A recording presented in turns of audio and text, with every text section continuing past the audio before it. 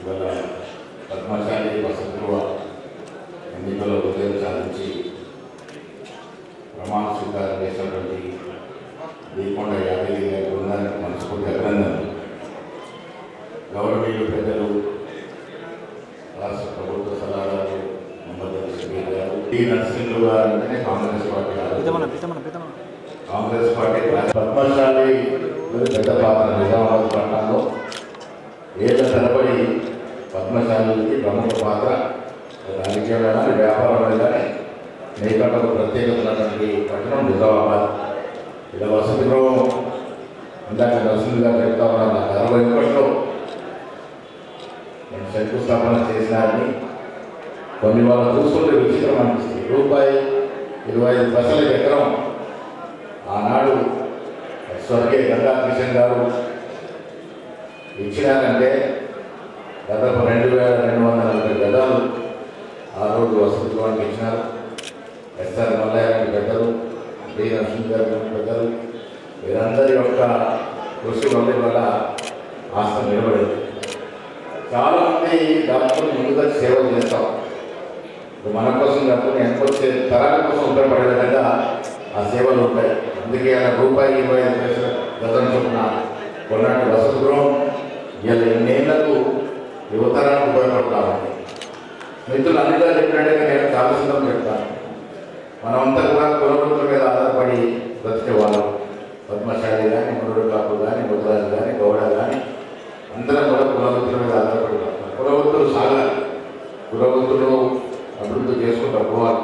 దాంతోపాటు విద్య, ఎడ్యుకేషన్ అనేది ఇలా ప్రపంచాన్ని శాసిస్తాము.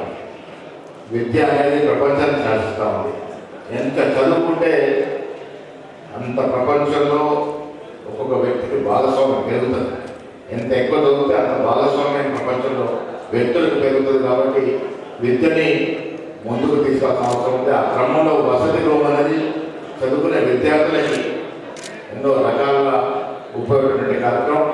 ఆ వసతి గృహానికి అవసరమైనటువంటి విధులు కానీ పెద్దలు ఇక్కడ షబీర్ రెడ్డి గారు ఉన్నారు. మేమంతా కూడా, ఎందుకంటే మీకు తెలుసు 8 లక్షల కోట్ల అప్పుతో మా ప్రభుత్వం రిటైర్ కింద ప్రారంభమైంది. నెల తిరిగేసరికి 6 నుంచి 7,000 కోట్ల వడ్డీ అసలు కడతా ఉన్నాం. పోయిన పాలన చేసింది. ఆ మిగిలిన దాంట్లో ప్రభుత్వం నడుస్తూ ఉంది. అరకొర నిధులు ఉన్నప్పటికీ కూడా ఇది ఒక ప్రత్యేక కార్యక్రమంగా షబీర్ రెడ్డి గారు, నేను, ఇరావత్ అనిల్ గారు, డి నరసింహ గారు లాంటి పెద్దలు తీసుకెళ్లి ముఖ్యమంత్రితో మాట్లాడి విద్య కాబట్టి ముఖ్యమంత్రి గారు కూడా విద్య ఆరోగ్యం మీద ప్రత్యేక దృష్టి ఉంది, ప్రత్యేక శ్రద్ధ ఉంది. నేను ఒక్కొక్క దగ్గర ఇంటిగ్రేటెడ్ స్కూల్స్ పైన 200 కోట్లు ఒక్కొక్క స్కూల్కి ఇస్తా ఉన్నాం. విద్య వైద్యం మీద ఆయనకు ప్రత్యేక దృష్టి ఉంది. కాబట్టి ఈ విద్యార్థులకు అవసరమైనటువంటి వసతులు ఉంది. కాబట్టి వారు కూడా ఒప్పుకునే నమ్మకం ఉంది. డెఫినెట్గా అది చేసే ప్రయత్నం చేస్తాను. మా అనిల్ నిరవతి చాలా తెలియదు. నేను అన్ని కులాలకు ఇవ్వమని మా భూపతి రెడ్డి గారు చెప్పారు. నాకు తెలియకుండా ఆ దగ్గర ర్యాంక్ చేసుకున్నాను. నేను ఆ ప్లేస్ని అన్ని కులాలని సంతృప్తిపరచాలనుకున్నాను. అనిల్ గారు నా తెలియకుండా 2 ఎకరాలు దాదాపు 6 ఎకరాలు ర్యాంక్ చేసుకున్నాడు. సంతోషం. పెద్ద కమ్యూనిటీ 6 ఎకరం రావడం, అక్కడ కూడా ఒక మంచి కట్టడం రావాలి భవిష్యత్ తరానికి. మనంతా 50 దాటాం. మనం చేసే కార్యక్రమంలో మన భవిష్యత్ తరాలకు ఉపయోగపడతాయి.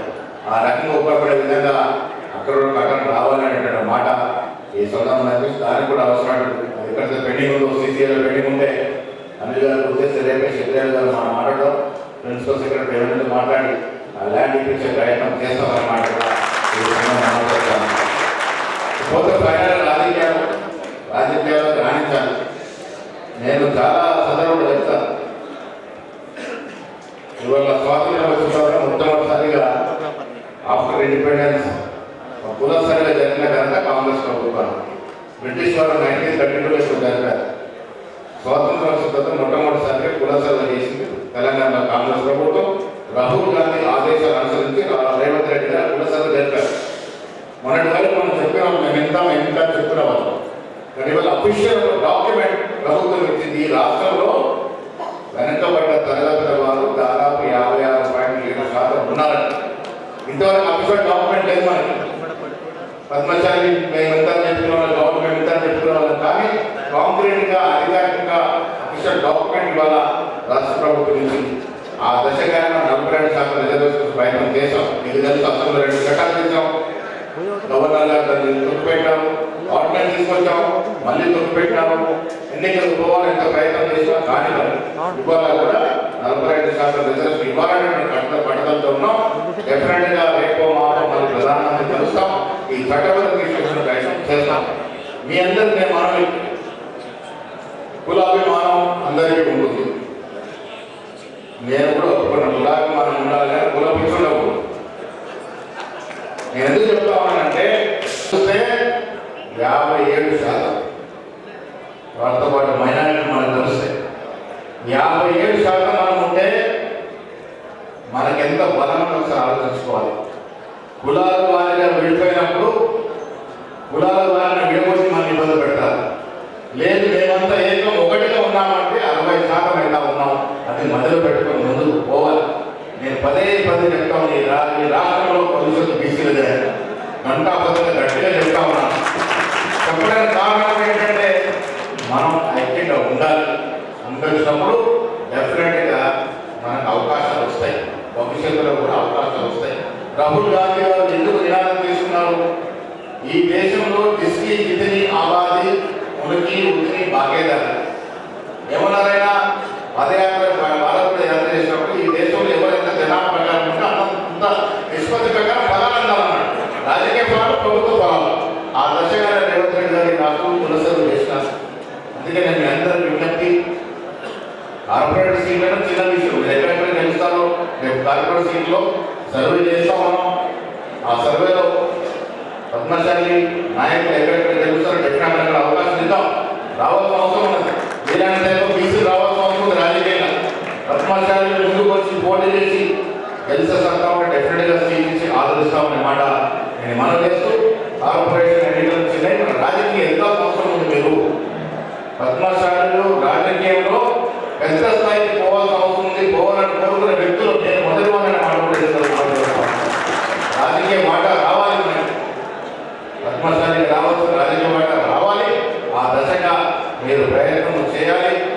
ఆ అంకురాల కోసం కాంగ్రెస్ పార్టీ కట్టుబడి ఉందనే మాట కూడా ఈ సందర్భంలో మనం చేస్తూ, భవిష్యత్తులో కలిసి ఉందాం, కలిసి పనిచేద్దాం, మన హక్కుల్ని సాధించుకుందాం అనే మాట కూడా ఈ సందర్భంలో మనం చేస్తూ, నూతనంగా ప్రమాణం మీ అందరికీ అభినందనలు.